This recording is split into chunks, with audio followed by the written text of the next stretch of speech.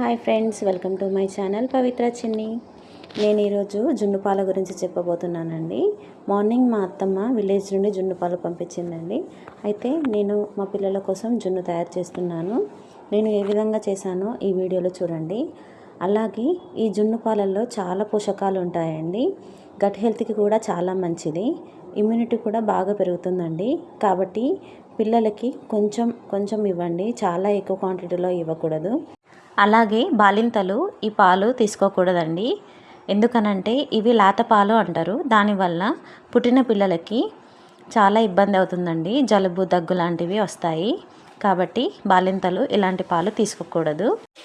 బయట మార్కెట్లో చాలా రకాల జున్ను పౌడర్లు అవైలబుల్గా ఉంటాయండి. కానీ ఇలా న్యాచురల్గా జున్ను పాల నుండి జున్ను తయారు చేసుకొని తింటే చాలా బాగుంటుందండి. అయితే ఇందులో కొద్దిగా సాల్ట్, అలాగే రుచికి సరిపడా పంచదార లేదా బెల్లం వేసుకొని తింటే ఇంకా బాగుంటుందండి. ఒకసారి మీరు అందరూ ట్రై చేసి చూడండి. అంతేనండి, చాలా సింపుల్గా ఇంట్లోనే జున్ను పాల నుండి జున్ను తయారు చేసుకోవచ్చు.